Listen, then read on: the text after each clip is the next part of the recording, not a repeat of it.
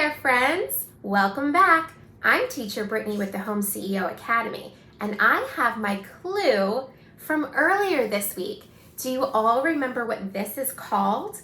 This is a pinwheel. Exactly. And remember, we used our breath and our mouths to make it move. Should we try it one more time to see if we can get it to move even faster than last time? All right, once more. Inhale and there we go, much better. Let's go ahead and learn more.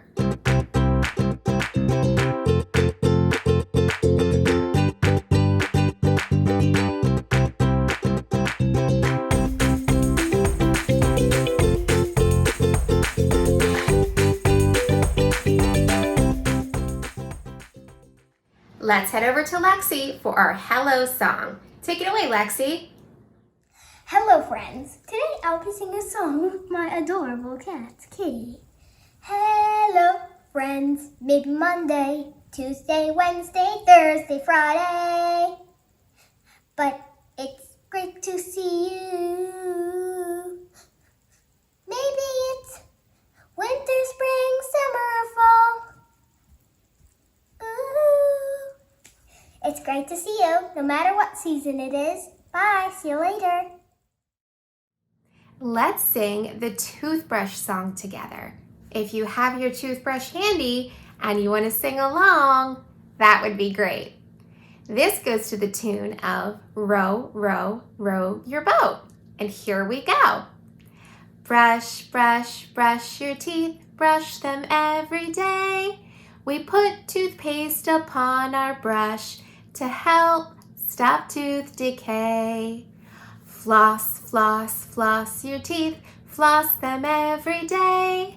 Using clean string between your teeth keeps the plaque away. Brush, brush, brush your teeth, brush them every day. Happy, healthy teeth you'll have if it's done this way. Great job! Welcome back to our theme board. This week is all about our mouth and how it helps us eat and how to take care of it. I have some more interesting facts for us today. Let's go ahead and read our first sentence. Mouths are also useful for blowing air into bubble wands, balloons, and bubble gum. Have you ever chewed bubble gum or blown bubbles? We love blowing bubbles at our house when we're outdoors. But you kind of use the same movement in your lips for all three of those things. You have to press your lips together and blow out.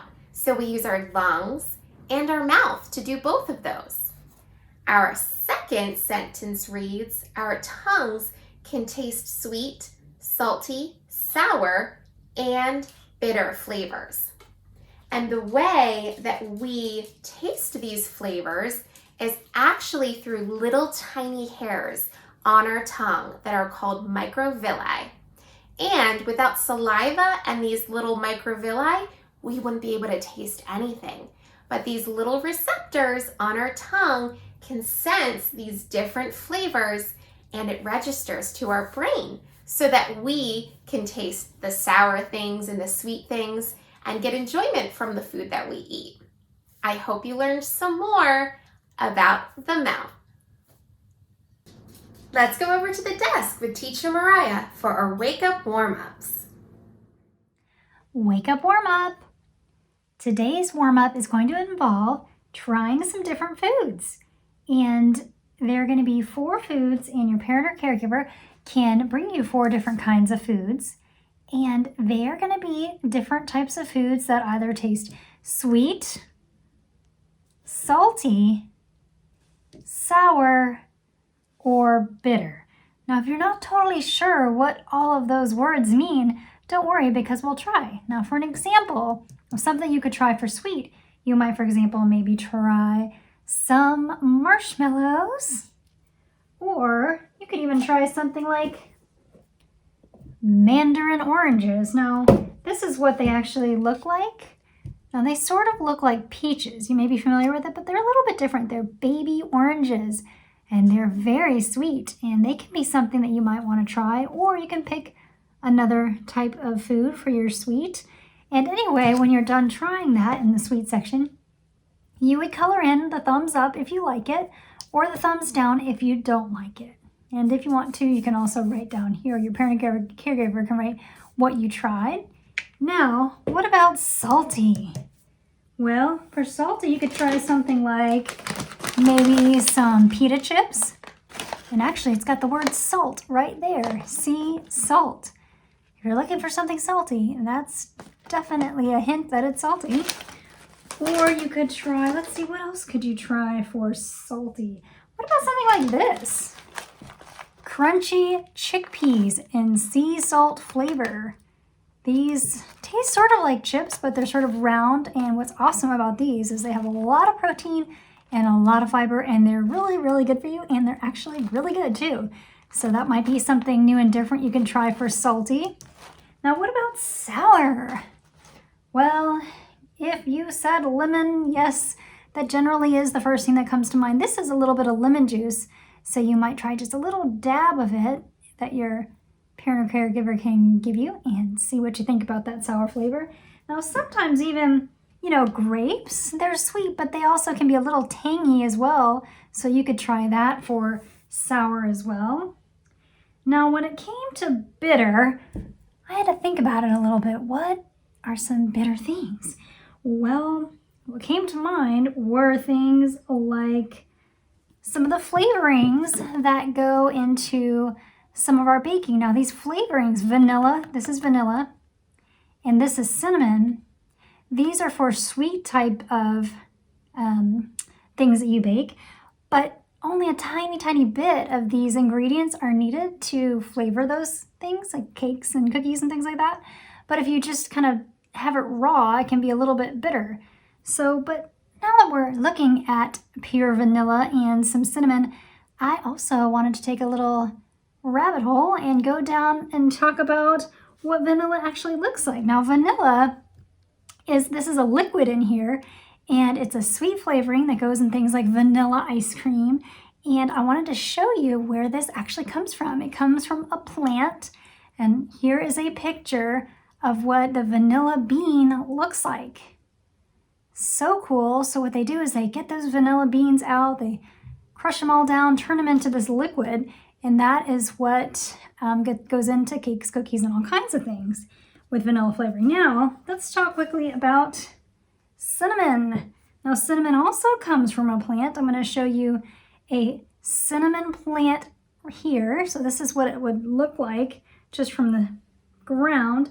And then I'm going to show you too these cinnamon sticks. So this is a cinnamon stick, and it's actually a little bit of the bark of the cinnamon tree. How cool is that? Now, what you can do, what we like to do in our household, is we actually put them on the stove with a little bit of water. This is something your parent would do. And we just simmer it a bit, and we get a nice, wonderful smell in our house. Cinnamon is definitely one of my favorite flavors. Anyhow, if you wanted to try bitter, you could just try a little bit of vanilla and a little bit of cinnamon just plain and see what you think. And when you're done, just color in whether it's a thumbs up or a thumbs down. So I hope you take this opportunity to explore more tastes with your mouth during Mouth Week and look at some different types of flavors like sweet, salty, sour, and bitter this week. Great job! Excellent work today with your wake up warm-ups. I hope you had fun. Now let's have a seat, cozy up, and get ready for story time with Teacher Ashley. Today's book is Gregory the Terrible Eater by Mitchell Sharmat, illustrated by Jose Arugo and Ariane Dewey.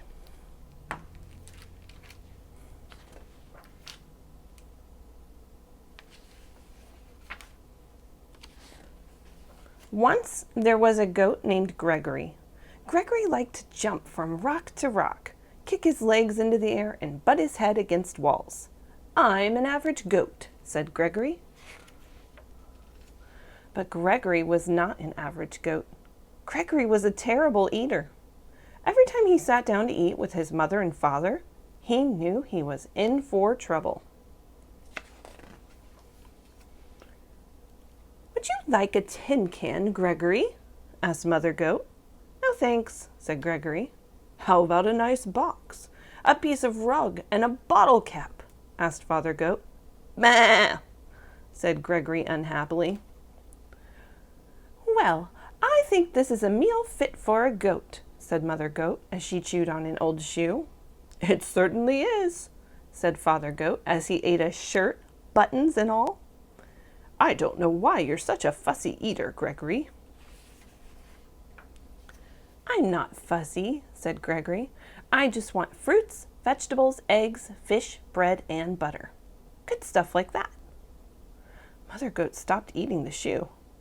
"Now what kind of food is that, Gregory?" she said. "It's what I like," said Gregory. "It's revolting," said Father Goat. He wiped his mouth with his napkin. After Gregory was excused from the table, Father Goat said, "Gregory is such a terrible eater." "I wonder what's wrong with him," said Mother Goat.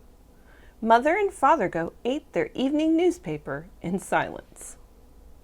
So all he wants to eat are good foods. And what do they want to eat? Paper and shoes. The next morning, Mother and Father Goat were enjoying a pair of pants and a coat for breakfast. Gregory came to the table. "Good morning, Gregory," said Father and Mother Goat. "Good morning," said Gregory. "May I have some orange juice, cereal, and bananas for breakfast, please?" "Oh, no," Mother Goat said. "Do have some of this nice coat." "Take a bite out of these pants," said Father Goat. "Bah," said Gregory, and he left the table. Father Goat threw down his napkin. "That does it," he said. "Gregory just isn't eating right. We must take him to the doctor." Father and Mother Goat took Gregory to the doctor. Dr. Ram was munching on a few pieces of cardboard. Here he is. "What seems to be the trouble?" he asked.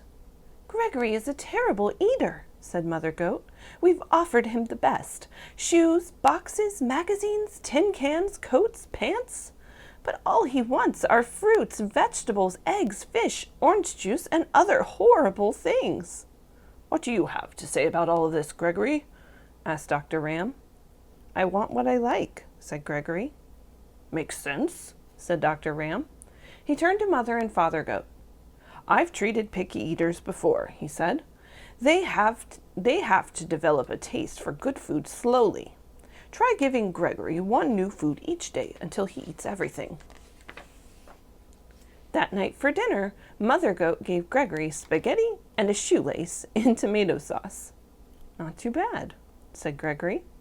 The next day, she gave him string beans and a rubber heel cut into small pieces.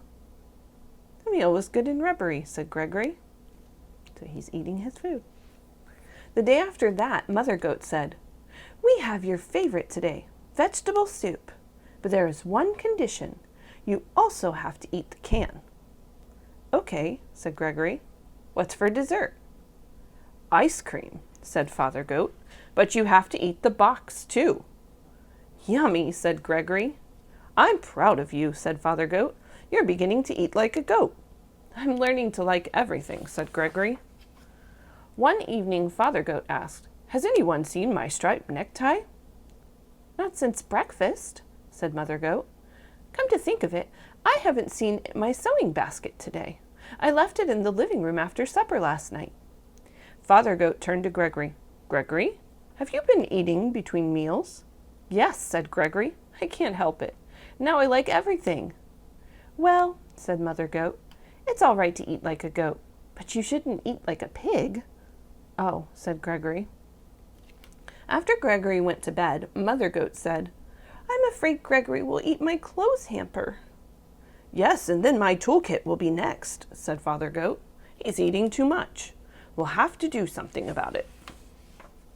The next evening, just before supper, Mother and Father Goat went to the town dump. They brought home 8 flat tires, a 3-foot piece of barber pole, a broken violin, and half a car. They piled everything in front of Gregory's sandbox. When Gregory came home for supper, he said, "What's all that stuff in the yard?" "Your supper," said Father Goat.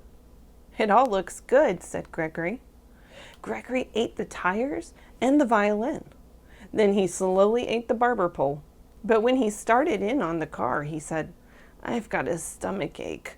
I have to lie down." Gregory went to his room. "I think Gregory ate too much. Too much junk," said Father Goat. "Let's hope so," said Mother Goat. All night, Gregory tossed and twisted and moaned and groaned. The next morning, he went down for breakfast. "What would you like for breakfast today, Gregory?" asked Father Goat. "Scrambled eggs and 2 pieces of waxed paper and a glass of orange juice," said Gregory. "That sounds just about right," said Mother Goat. And it was. I hope you enjoyed Gregory the Terrible Eater by Mitchell Charmat. Friends, thank you for joining me at my work table. Now remember, all activities we do at the work table need to be completed with teacher or caregiver support. Today, for our directed drawing, we are going to make the letter V vase. Here's our letter V, and here is what we're going to make today. So let's get started. What do you see that's different? Here is step 1. I see a circle way up high. So here's my V. The circle is way up high. Let's add it up here. Okay, what's next? Step 2, what's different? Do you see the petals of the flower? There are 4 of them. And all we do to create the petals, we start at one point on the circle, come up and make a big loop back down to the other side of the circle. So we start here. There's 1 petal. We need to make 4. 2 petals. 3 petals and 4 petals. What's different in step 3? Let me see. I see the stem of the flower. It's a straight line and a straight line connected by a slightly curved line. So here's straight line number 1, straight line number 2, and our slightly curved line. And what is different in step 4? I see some wavy lines for the water. Maybe more zigzag. So you come down and up like that. And there we have it. So in order to make this look more like our letter V vase, what do we need? We need light gray, light blue, green, yellow, and orange. Let's look at 2 more pages. Our first page is called Choose My Instrument. It says draw a line from the mouth to the instruments that can be played by blowing air into them. So here we have a xylophone, a violin, a flute, drum, French horn, clarinet, harp, and trumpet. Some of these you have to use your mouth and blow air through them to play them. If you're not sure, your teacher or caregiver can help you find a video of someone playing the instrument so that you can know which one uses air and which one you use your hands for. Our next one is called grocery shopping. It says each grocery bag needs to be filled with the produce items shown. So each grocery bag is only supposed to be filled with what's on the bag. So we have bananas, lettuce, and berries. It says color and count the number of groceries that match each shopping bag. And then you're going to record your answers in the boxes. So this one can only be filled with bananas. So on this row, I look for all the bananas and I color them. And then I write how many bananas I have here. Same with the lettuce. I find all the lettuce and color it. And then I write how many I found here. And the berries. Find all the berries and then write how many I found. So that was grocery shopping. Choose my instrument. And the letter V vase directed drawing. I hope you enjoy completing these activities. Friends, it's Play-Doh time. Today we are going to make a lollipop using pink Play-Doh.